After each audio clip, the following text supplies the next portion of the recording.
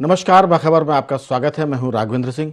आज हम एक ऐसे मुद्दे पर बात कर रहे हैं जिसने पूरे देश को चिंता में डाल रखा है।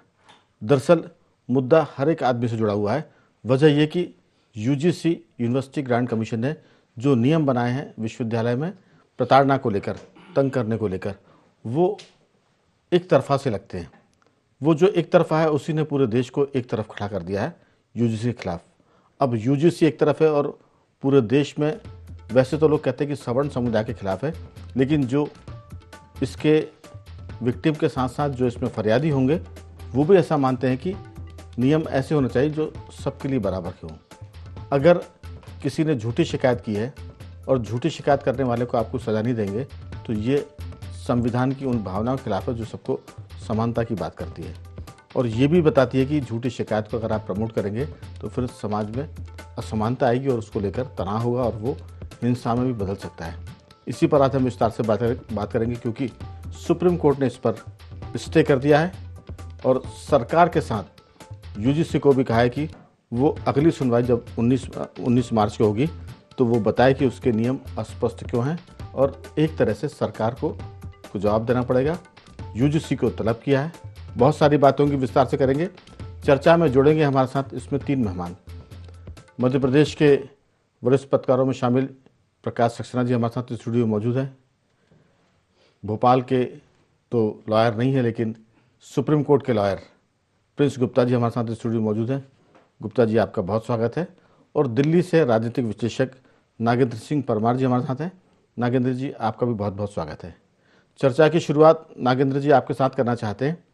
ये जो सारा मामला है, सुप्रीम कोर्ट ने एक तरह से सुप्रीम ब्रेक लगा दिया है। पूरा देश जिस बात को लेकर उद्वेलित था, खलबली मची थी, हर कहीं इस बात की चर्चा थी कि ये किस तरह की व्यवस्था है, कौन सा नियम है जिसमें सब कुछ एक तरफा है। अब सुप्रीम कोर्ट ने भी कहा है कि ऐसा लगता है कि इसमें भेदभाव होगा और सबको इस बात का डर है, तो पहले तो यूजीसी ये डर खत्म करे। केंद्र सरकार की कोई भूमिका होगी तो उस पर भी बातचीत होगी, लेकिन राजनीतिक विश्लेषक के नाते आप इसे कैसे देखते हैं परमार साहब?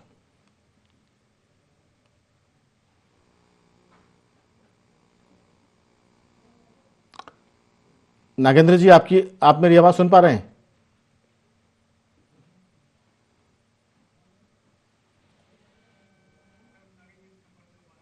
नागेंद्र जी से संपर्क टूट गया है, दोबारा उनसे बातचीत की कोशिश करेंगे। तो प्रिंस गुप्ता जी, कानून अपनी जगह है। लॉ में ये भी बताया जाता है कि जो प्राकृतिक न्याय होता है उसी के आसपास कानून होता है, उसी के आसपास संविधान होता है। अंग्रेजी में सब लोग कहते हैं कि नेचुरल जस्टिस ही मिला है। तो ये जो यूजीसी की जो अभी गाइडलाइन आई है जिस पर लोग पूरे देश में बहस कर रहे हैं, ये प्राकृतिक न्याय के सिद्धांत के भी विरुद्ध है, और कह सकते हैं कि इससे भेदभाव तो बढ़ेगा, समाज में वर्गों के बंटने की बात भी होगी जो देश की तरक्की के लिए नुकसानदेह है और समाज की समरसता के लिए भी नुकसानदेह है। आपकी राय? Good evening Raghavendra ji, thank you for the invitation. The most important thing जो हमको कंसीडर करनी है यहाँ पे कि यूजीसी है क्या। यूजीसी वो इंस्टीट्यूशन है जो सारी यूनिवर्सिटीज़ को ऑल इंडिया रिकग्नाइज़ करता है, सारी डिग्रीज़ को रिकग्नाइज़ करता है और उनको रेगुलेट करता है। तो यूनिवर्सिटी ग्रांट कमीशन ने promotion of equity on higher education institution जो रेगुलेशन है उसको 13 जनवरी को लागू किया था। इस नए रेगुलेशन में काफ़ी सारे इश्यूज़ थे जिसको लेके समाज में काफ़ी तनाव पैदा हुआ था। अब सुप्रीम कोर्ट ने रिसेंटली आज ही एक इंटरिम प्रोटेक्शन लगा दिया है और इस पर्टिकुलर रूल पे स्टे लगा दिया है। इस पर्टिकुलर रूल पे स्टे लगने की वजह से 2012 में जो रूल बने थे वो रूल दोबारा से लागू हो गए हैं। 2012 में जो रूल बने थे और जो अभी के रूल हैं, इसमें सबसे इम्पॉर्टेंट चीज़ ये है कि जो पुराने रूल थे वो इतने इन्फोर्सिएबल नहीं थे, वो सिर्फ डायरेक्शन दे रहे थे। जो अभी के रूल हैं वो मैंडेटरी कर दिए गए थे और सारी यूनिवर्सिटीज़ को, सारे हायर एजुकेशन इंस्टीट्यूशंस को मैंडेट दे दिया गया था कि आपको इक्वल अपॉर्चुनिटी सेल बनाना पड़ेगा, इक्विटी कमेटी बनानी पड़ेगी, इसके अगेंस्ट कोई भी अगर कंप्लेन करता है तो उस कंप्लेन पे एक्शन लिया जाएगा। नेशनल मॉनिटरिंग कमीशन था इसमें। तो ये सारी चीज़ें बहुत इंपॉर्टेंट थी। सबसे इम्पॉर्टेंट जो इशू सोसाइटी में जो क्रिएट हो रहा था वो था कास्ट बेस्ड डिस्क्रिमिनेशन। जो पुराने नियम थे उसमें ये कास्ट बेस्ड डिस्क्रिमिनेशन उतना ज़्यादा वोकल नहीं था। इस बार की जो नियम है ये बहुत ज़्यादा वोकल है इस चीज़ को लेके। इसमें ST SC OBC EWS विकलांग लोग, gender discrimination, race discrimination, every kind of discrimination is being mentioned. तो इन डिस्क्रिमिनेशन के अगेंस्ट जो प्रोविजंस बने हैं ये काफ़ी वेग बने हैं। ये हमारा पुराना मुद्दा स्टार्ट होता है सुप्रीम कोर्ट से ही। 2019 में रोहित वेमुला जिनकी डेथ हुई थी हैदराबाद में, उनके परिवार ने सुप्रीम कोर्ट में पिटीशन फाइल की थी पीआईएल। उस पिटीशन के बेसिस पे सुप्रीम कोर्ट ने केंद्र सरकार को नोटिस जारी किया था और उनसे दोबारा रेगुलेशन बनाने की मांग की थी। उस रेगुलेशन को जब सुप्रीम कोर्ट के डायरेक्शन पे वो रेगुलेशन बने तो उन रेगुलेशन पे काफ़ी सारे डिस्क्रिमिनेटरी जो प्रोविजंस हैं वो पाए गए। इन डिस्क्रिमिनेटरी प्रोविजन को जब दोबारा रेगुलेशन के थ्रू लाया गया तो इसमें सोसाइटी में काफ़ी इश्यूज़ क्रिएट हुए। अब उन इश्यूज़ को क्रिएट करने होने के बाद सुप्रीम कोर्ट में दोबारा पिटीशन गई और सुप्रीम कोर्ट ने उस पर स्टे लगा दिया। और सुप्रीम कोर्ट ने सेंटर को और यूनिवर्सिटी ग्रांट कमीशन को नोटिस इशू किया है और उनको मार्च तक का समय दिया है कि मार्च तक वो अपना रिप्लाई सबमिट करेंगे और अपने रिप्लाई में बताएंगे कि रेगुलेशन की जो सारे प्रोविजंस हैं वो सारे प्रोविजंस क्यों कॉन्स्टिट्यूशन के फंडामेंटल राइट्स को वायलेट नहीं करेंगे, क्यों वो आर्टिकल 14, आर्टिकल 16, आर्टिकल 17 को वायलेट नहीं करेंगे। तो इसमें हम देखना चाहेंगे केंद्र सरकार की और यूजीसी की क्या जवाब आता है। तब तक के लिए 2012 के रेगुलेशन दोबारा से फोर्स में आएंगे और ये जो कास्ट बेस्ड जो डिस्क्रिमिनेशन हो रहा था सोसाइटी में उसके अगेंस्ट सुप्रीम कोर्ट और केंद्र सरकार इसको दोबारा तय करेगी। बिल्कुल। कुल मिलाकर हमने 2 दिन पहले भी इस पर चर्चा की थी और कहा था कि इस पर जो कुछ हो रहा है, देश की चिंता तो अपनी जगह है, लेकिन मैंने एक जिक्र किया था कि क्या इस तरह की डिमांड ओबीसी दलित वर्ग ने की है? नहीं की। सब सुरक्षा चाहते हैं, ना कि भेदभाव। अब जो व्यवस्था है यूजीसी की वो सुरक्षा के साथ साथ भेदभाव पैदा कर रही है, तो भेदभाव वाला हिस्सा काटने की ज़रूरत है। जाहिर है कि जब सुप्रीम कोर्ट ने इसमें दखल दिया है तो सब चीज़ें ठीक ठीक हो जाएंगी, विधि सम्मत होंगी, संविधान के मुताबिक भी होंगे। लेकिन इस बीच में पूरे देश में एक तरह से वैचारिक उद्वेलन शुरू हो गया है। हमारे साथ संपर्क हो गया है नागेंद्र जी का। नागेंद्र जी, हमने पिछली चर्चा में कहा था कि जैसे कभी भी आज़ादी के बाद भारत के अल्पसंख्यकों ने नहीं कहा कि हमको वक्फ बोर्ड चाहिए, उन्होंने कभी नहीं कहा कि हमको पर्सनल लॉ चाहिए। ये सब आज़ादी के बाद राजनीति के जरिए, समाज में सियासत पैदा करने के जरिए ये सब चीज़ें आई जो कभी लोगों ने मांगी ही नहीं, और मांगी तो बहुत कम लोगों ने मांगी, और सरकार ने सियासत करते हुए उसमें एक तरह से सबको बांट दिया। आज मैं इस मुद्दे पर एक लाइन जरूर बोलना चाहूँगा कि पहले तो सियासत ने समाज को बांटा, अब सियासत छात्रों को बांट रही विश्वविद्यालयों में। अगर इस पर संविधान या सुप्रीम कोर्ट दखल नहीं देता तो ये चीज़ें और बढ़ने वाली थी। पहले वैचारिक विरोध हो रहा था, फिर लोग सड़कों पर आ रहे थे। हो सकता है कि इसके बाद ये और ज़्यादा उग्रता धारण करता, जो देश की शांति के लिए खतरा था। आपकी राय किस ढंग से देख रहे हैं? इसके क्या नफ़ा होगा, क्या नुकसान होगा, क्या कुछ हो सकता है? आपका एक पूर्वानुमान। राघवेंद्र जी, देखिए, जो माननीय न्यायालय ने कहा उससे मैं भी पूरी तरह सहमत हूँ, क्योंकि ये नए नियम अस्पष्ट थे, इनके दुरुपयोग होने की आशंका थी और ये भेदभाव वाला था ये कानून, तो इन पे तो रोक लगाई ही जानी चाहिए थी।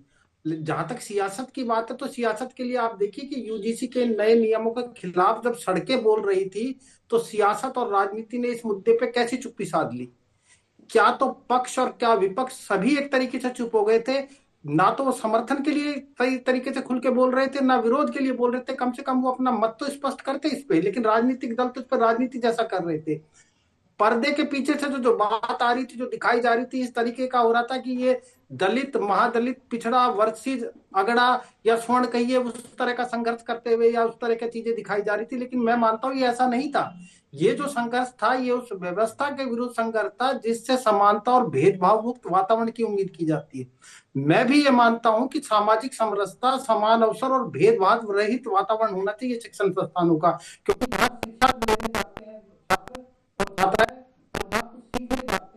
वहाँ किसी भी तरह के भेदभाव के, चाहे वो जाति हो, चाहे वो रंग के हिसाब से हो, चाहे वो भाषा के हिसाब से होना चाहिए, भेदभाव नहीं होना चाहिए। लेकिन हम ये कैसे मान ले कि एक ही वर्ग है वो उत्पीड़क होगा और दूसरा वर्ग होगा वो उत्पीड़न होगा उसका।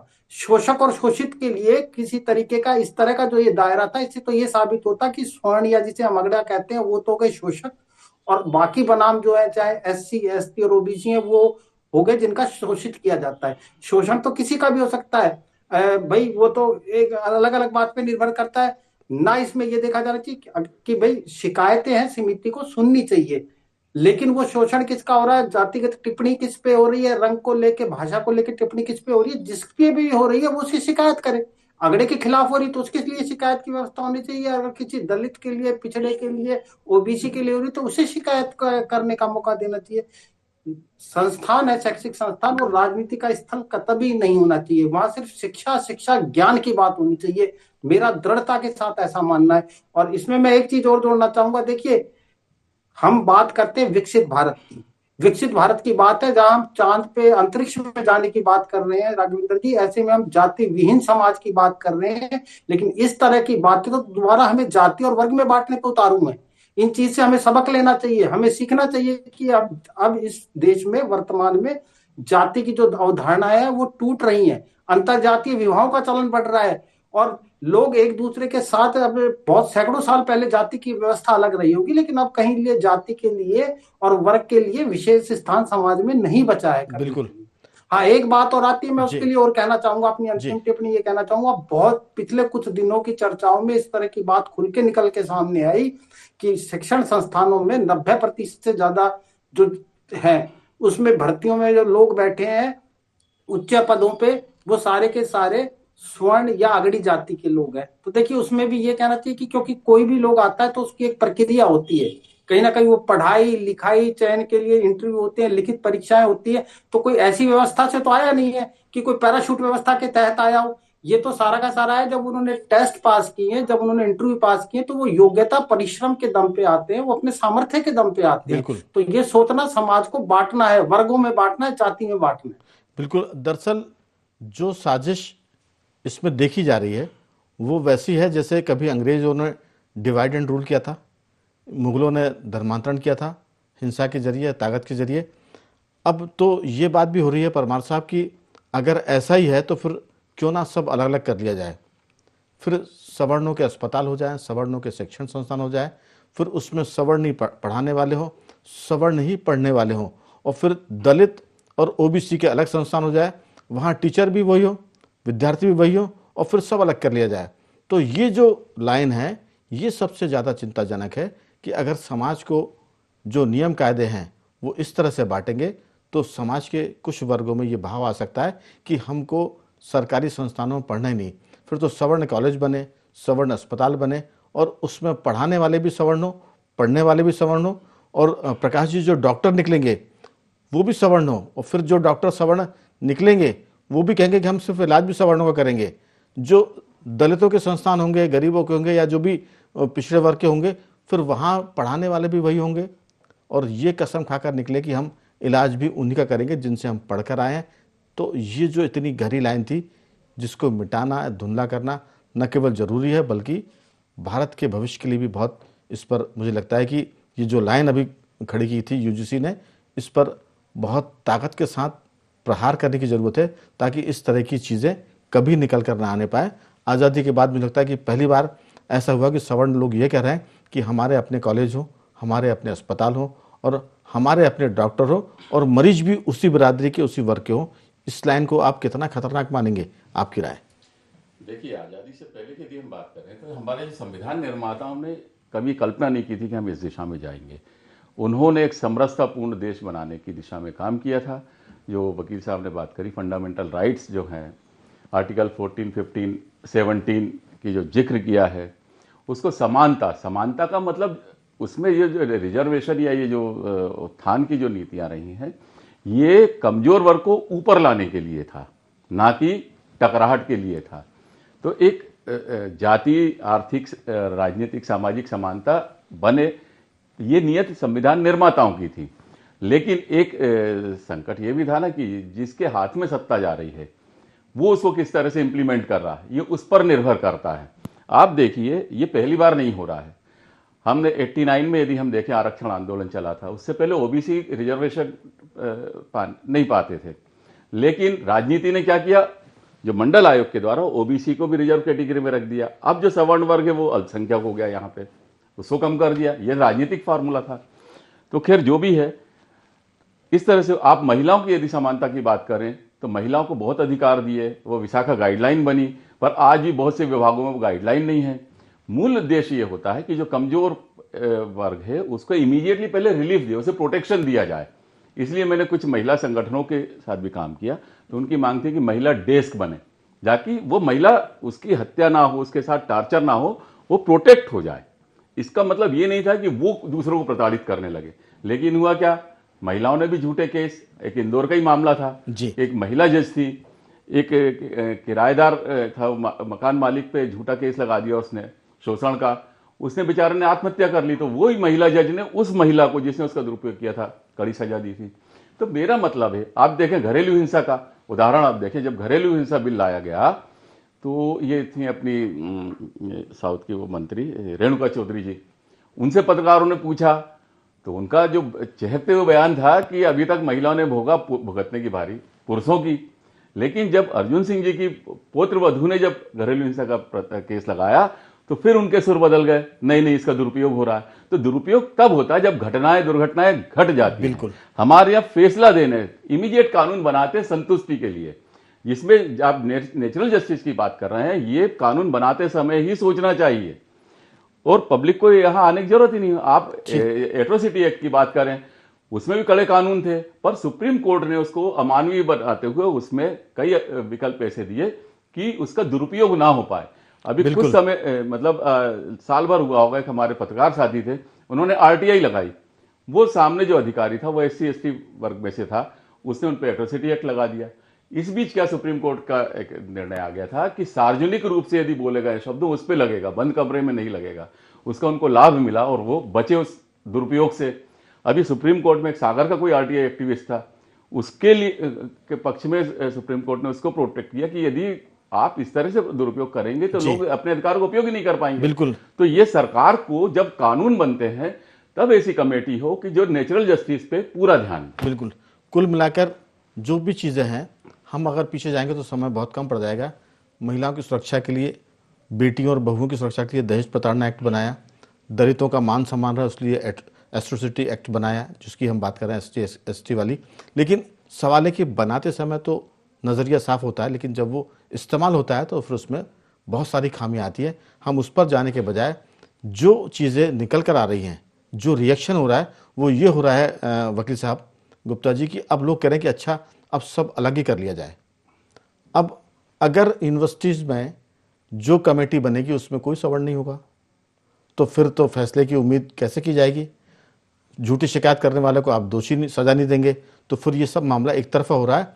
इसी के चलते जो लाइन निकल के आ रही है, जो स्वर आ रहा है, वो बहुत तीखा है कि फिर सवर्णों की सब चीज़ें अलग कर लो, दलितों की OBC की अलग कर दो और फिर सब लोग देखें कि कौन कहाँ जा रहा है। मुझे लगता है कि ये ज़्यादा चिंताजनक है, देश की एकता के लिए भी खतरनाक है और वर्गों में जो समन्वय है, ये सब चीज़ें वर्ग संघर्ष की तरफ ले जाती है। मैं अंतिम लाइन इसमें जोड़ूंगा, ऐसा लगता है कि सियासी दल जिस तरह से खामोशी अख्तियार किए हुए हैं, वो भी चाहते हैं कि देश में सामाजिक समरसता कम हो जाए, थोड़ा सा संकट बढ़े, हिंसा हो, उसके बाद वो राजनीति करें। लेकिन राजनीति का ये तौर तरीका देश को गड्ढे में ले जाने वाला है, हमारी अगली पीढ़ी को खतरे में डालने वाला है। आपकी छोटी सी टिप्पणी। देखिए, हम डिस्कस कर रहे थे कॉन्स्टिट्यूशन के बारे में। कॉन्स्टिट्यूशन के जो निर्माता हैं, जिनको हम डॉक्टर BR अम्बेडकर के नाम से जानते हैं, उन्होंने भी ये बात कहा था, कॉन्स्टिट्यूशन आप कितना भी अच्छा बना दीजिए, जब तक जो लोग कॉन्स्टिट्यूशन को इम्प्लीमेंट करेंगे, सत्ता में रहेंगे, अगर वो उसको अच्छे से इम्प्लीमेंट नहीं करते हैं तो अच्छे से अच्छा संविधान फेल हो जाएगा। इसी बात से जो सुप्रीम कोर्ट में अभी चीफ जस्टिस ने कहा कि हम नहीं चाहते भारत में अमेरिका की तरह यूनिवर्सिटीज़ बनाना जहाँ पे श्वेत और अश्वेत के बीच में काफ़ी डिस्टिंक्शन है। बिल्कुल। हमने जो 75 साल में कॉन्स्टिट्यूशन के इम्प्लीमेंटेशन के बाद से जो इक्वालिटी के रोड मैप पे हम आए हैं और आज जितना हम समान समाज पाते हैं, हम इस टाइप की रेगुलेशन से दोबारा 75 साल पीछे चले जाएंगे और हम दोबारा उस दिशा में चले जाएंगे। तो हम नहीं चाहते ऐसा कुछ हो। हालांकि पैराडॉक्सिकल बात यह है कि सुप्रीम कोर्ट के डायरेक्शन पे, सुप्रीम कोर्ट के गाइडेंस पे, PIL के बेसिस पे ये नए रेगुलेशंस बने हैं और उसके बाद भी जो नए रेगुलेशंस बने हैं ये इतने वेग हैं, जो कास्ट बेस्ड डिस्क्रिमिनेशन पे ऐसी बातें कर रहे हैं जो काफ़ी वेग हैं और इसमें काफ़ी डिस्क्रिमिनेशन होगा जनरल कैटेगरी या अनरिजर्व कैटेगरी के लोगों के साथ। तो यूनिवर्सिटी में ये काफ़ी तनावपूर्वक माहौल पैदा कर देगा। तो सुप्रीम कोर्ट के ये जो डायरेक्शंस हैं, इसमें देखना पड़ेगा सेंटर की क्या रिप्लाई आता है एफिडेविट पे, UGC क्या बोलना चाहती है, और हम उम्मीद करते हैं कि आखिरी जो फैसला होगा वो समाज के फेवर में होगा, समाज में शांति बनी रहेगी, सारे लोग इक्वालिटी के साथ, कॉन्स्टिट्यूशन के प्रिंसिपल्स के साथ हायर एजुकेशन इंस्टीट्यूशंस पे अपनी एजुकेशन ले पाएंगे और समाज अच्छी दिशा में आगे बढ़ेगा। गुप्ता जी, इसमें एक चीज़ और है कि अगर यूजीसी ने कुछ गलत चीज़ें प्रस्तावित की हैं, कुछ गलत व्यवस्थाएं की, कुछ गलत नियम बनाए हैं, तो क्या सुप्रीम कोर्ट इनको दंडित नहीं कर सकता है? क्योंकि नेचुरल जस्टिस के खिलाफ व्यवस्थाएं हैं और इस व्यवस्था से पूरे देश में वैचारिक और मानसिक उद्वेलिता आंदोलन हो रहा है। इस पूरी एक दो चीज़ जो लाइनें जोड़ी है यूजीसी ने अपने पूरे मामले में, उसने पूरे देश को बांट दिया है। मुझे लगता है कि इसमें जो आपराधिक भूमिका है, मैं आपराधिक भूमिका का इस्तेमाल कर रहा हूँ शब्द का, वो यूजीसी की है और ये बड़ा संगीन मामला लगता है। आपकी राय? सुप्रीम कोर्ट कोई भी जो कानून पार्लियामेंट पास करे या कोई भी रेगुलेशन स्टैट्यूटरी बॉडीज बनाए, उन सब पे आर्टिकल 13 के अंदर उनको जुडिशियल रिव्यू से गुजरना होता है। अगर वो कोई भी प्रोविजन कॉन्स्टिट्यूशन के फंडामेंटल राइट को अगर वायलेट करते हैं तो वो सारे provision null and void declare कर दिए जाएंगे सुप्रीम कोर्ट के द्वारा। नहीं, ये तो ठीक है, अगर लेकिन ऐसा करने वाले को भी दंडित किया, क्योंकि ये तो नल एंड वाइट आपने कर दिया, लेकिन इसका जो रिएक्शन हो रहा है उस पर कोई दोषी माना जाएगा कि नहीं? इस मामले में सुप्रीम कोर्ट में ट्रायल तो होता नहीं है, बट सुप्रीम कोर्ट चाहे तो अपने विशेष अधिकार को यूज करके डेफिनेटली ऐसा कर सकता है। बिल्कुल, क्योंकि ये जो यूजीसी की गाइडलाइन आ रही है, जो व्यवस्था है, वो एकदम से अप्रत्याशित है कि जो डिमांड भी नहीं हुई, आप सुरक्षा दीजिए ना कि बांटिए। आप दलितों को, दिव्यांग को, ओबीसी को सुरक्षा देने के बजाय आप ठीक वैसे ही कर रहे हैं जैसे सरकार ने कहा था कि वक्फ बोर्ड के भीतर अगर कोई मामला जाता है तो सुनवाई करने वाले एक ही वर्ग के होते हैं, वकील भी वैसे ही होता है और जज भी वही होते हैं। जब वो चीज़ वहाँ गड़बड़ है तो ये चीज़ यहाँ पर कैसे लागू हो सकती है? बहुत सिंपल सी बात है, लेकिन मुझे लगता है कि ये देश के भीतर कुछ गड़बड़ी के लिहाज से भी हो सकता है। जो तत्व होंगे यूजीसी में, मैं ऐसा नहीं कहता कि पूरी यूजीसी ने इस तरह की बात की होगी, लेकिन उन्होंने जब ये चीज़ बनाई होगी परमार जी, तो ज़रूर उन्हें पता होगा कि हम जो चीज़ बना रहा है, जो कानून या नियम बना रहा है, इसके रिएक्शन क्या आएंगे। ये रिएक्शन खतरनाक नहीं हुए, ये अच्छी बात है, लेकिन यूजीसी ने तो अपना एक तरह से तीर चला दिया था जो देश के हित में बिल्कुल नहीं था। आपकी छोटी सी टिप्पणी?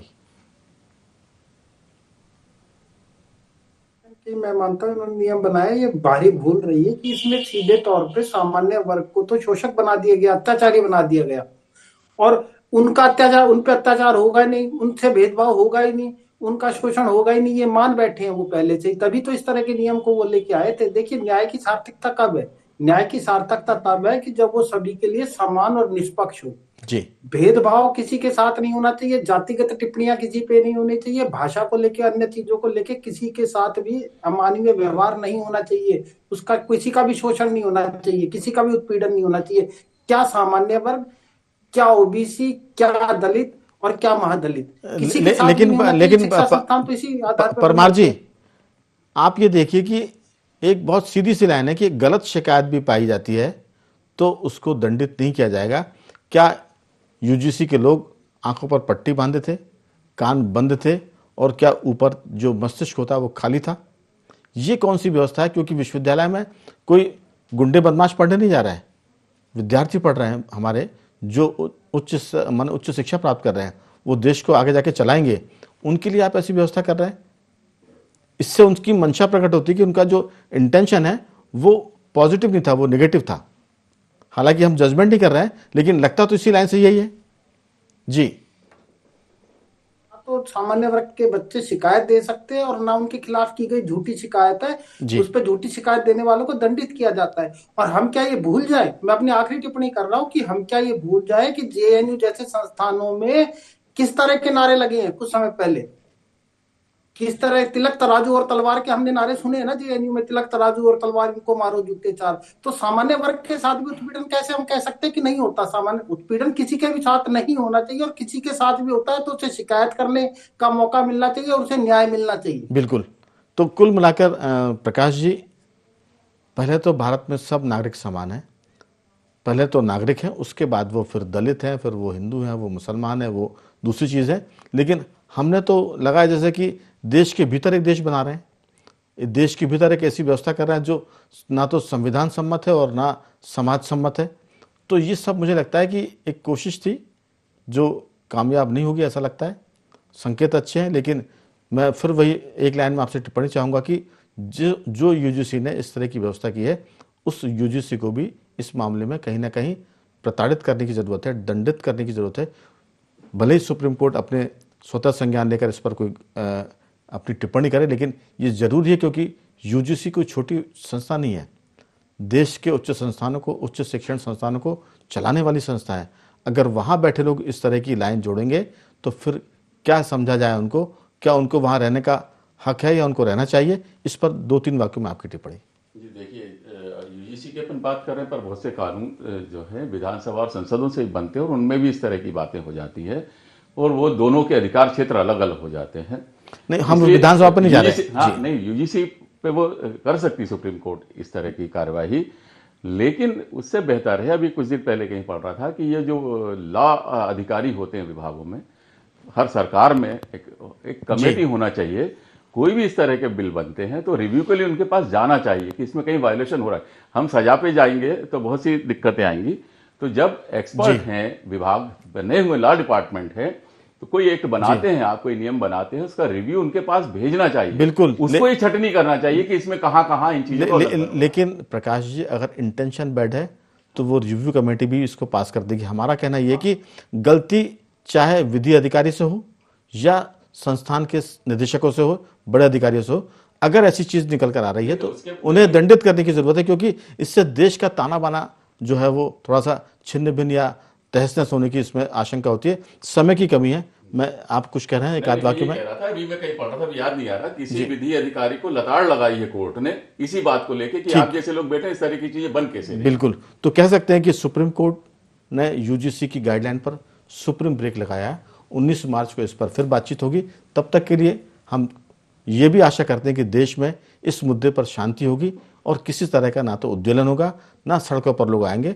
सुप्रीम कोर्ट के फैसले का इंतजार करना चाहिए और इससे सब कुछ ठीक होगा, ऐसी उम्मीद करते हैं। मैं तीनों मेहमानों का धन्यवाद करूंगा। गुप्ता जी आपका साधुवाद, प्रकाश जी आपका धन्यवाद और परमार साहब आपका भी बहुत साधुवाद कि आपने चर्चा में हिस्सा लिया। बने रहिए हमारे साथ और देखते रहिए IND24।